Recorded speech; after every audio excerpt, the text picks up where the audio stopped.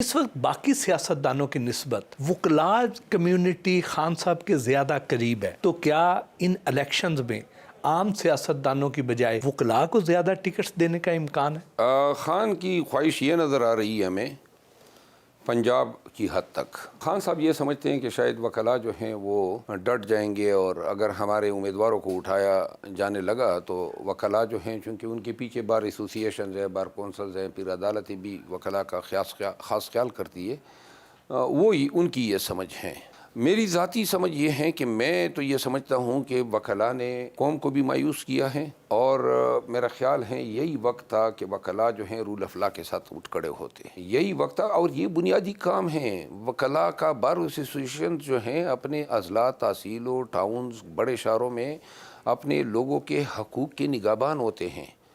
کس طرح جو ہیں پورے ملک میں لوگوں کے حقوق کے ساتھ کھلواڑ کھیلا گیا، لیکن بار جو ہیں وہ اپنا روایتی تاریخی کردار ادا نہ کر سکے۔ اگر باریں لوگوں کے حقوق کے لیے کھڑی ہوتی، مجال ہیں کہ لوگ اغوا ہوتے، لوگ گھروں سے اٹھائے جاتے، اتنی فستائیت ہوتی۔ خان صاحب نے گوہر خان صاحب کو اس عہدے کے لیے کیوں چنا؟ کیا وہ فرنٹ پہ آ کے پارٹی کو لیڈ کر سکیں گے جس طرح خان صاحب کیا کرتے تھے؟ جو مجھے ذاتی طور پہ نظر آ رہے ہیں 2-3 وجوہات جس نے شاید خان کو جو ہیں وہ اس پہ مائل کیا، وہ نمبر 1 یہ ہیں کہ گوہر خان ہماری ٹیم میں سب سے زیادہ برداشت والا آدمی ہے، تحمل رکھتا ہے، سافٹ سپوکن ہے، امریکہ سے پڑھا لکھا ہے، بیرسٹر ہیں، UK سے پڑھا ہے، اور بڑا اچھا فیملی بیک گراؤنڈ ہے۔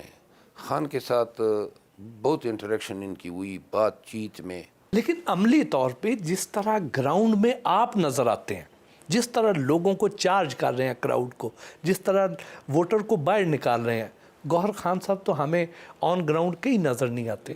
گوہر خان صاحب کا وقت آئے گا نا، ابھی تو یہ وہ وقت ہیں، یہ وہ لمحے ہیں جن میں ہم اپنے چیئرمین کو ملوث نہیں کرنا چاہتے ہیں۔ ہم نہیں چاہتے ہیں کہ ہمارے چیئرمین پہ پرچے ہو، وہ نظر آئے کہ وہ موٹر سائیکلوں پہ بھاگ رہا ہے یا وہ بہروب دار رہا ہے۔ یہ جو سپریم کورٹ کی طرف سے ابھی فیصلہ آیا ہے ملٹری کورٹ کے حوالے سے، آپ اس کو کس نظر سے دیکھتے ہیں؟ اس ملک میں ہو کیا رہا ہے؟ یعنی کہ ابھی انٹرم پہ آپ یہ آرڈر کر رہے ہیں کہ جی ٹرائل چلاتے جائیں، یعنی پریکٹیکلی تو آپ نے اس فیصلے کو انڈو کر دیا۔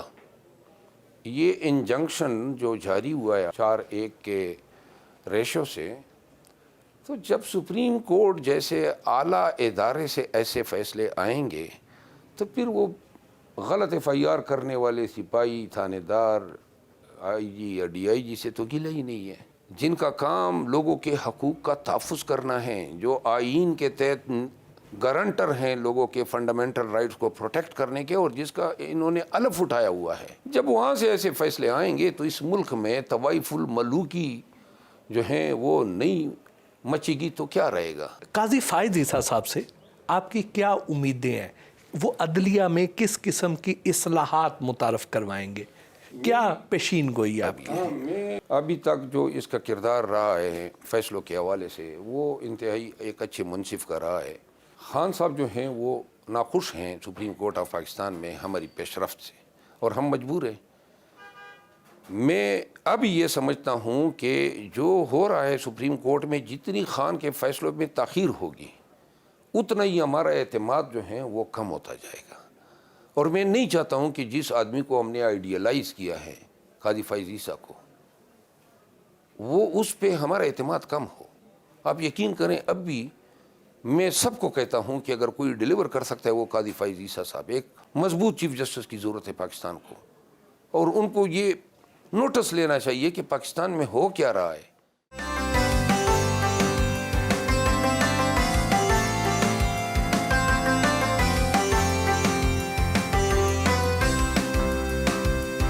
مختلف علاقوں سے آئے ہوئے تحریک انصاف کے کارکنوں کے حلقوں کے سیاسی مسائل سنے اور ان کے حل تجویز کیے۔ پنجاب، KPK اور بلوچستان سے آئے ہوئے وفود سے ملاقات کی، کنونشنز اور جلسوں کے حوالے سے پارٹی حکمت عملی پر رہنمائی دی۔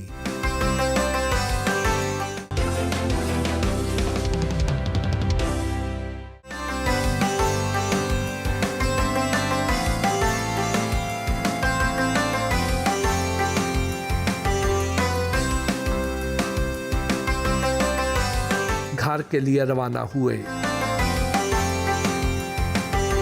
खान साहब ने पूरे मुल्क में अवाम को मोबिलाइज करने के लिए, इलेक्शन कैंपेन शुरू करने के लिए जो आपको जिम्मेदारी सौंपी है, ये आप ही को क्यों सौंपी गई? क्योंकि बकाया लीडरशिप तो गिरफ्तार हैं, प्रेसिडेंट अंदर हैं, वाइस चेयरमैन साहब अंदर हैं, तो इसके बाद वाहिद मैं ही बचता था लीडरशिप में कि मैं, दूसरी बात ये मुश्किल काम है और उसके लिए खान की विजडम को चैलेंज नहीं किया जा सकता है। मुश्किल काम के लिए मुश्किल लोग सेलेक्ट होते हैं। I am a bit difficult person. इतनी बड़ी कैंपेन कर रहे हैं तो क्या उसके लिए पार्टी फंड करती है, अपनी जेब से लगाते हैं? क्या आप इतने अमीर हैं कि आप ये सारे खर्चे उठा लें? अभी तक जो कैंपेन हम कर रहे हैं, कन्वेंशन, ये सब मैं अपने खर्चे पे कर रहा हूँ।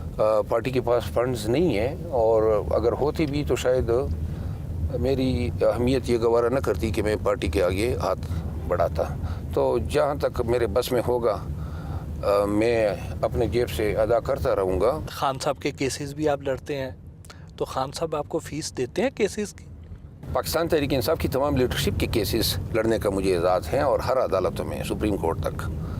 लेकिन केसेस क्या, फ़ीस क्या हम इनसे तलब करें, ये तो हमारे लिए, हम इसको एजाज़ समझते हैं।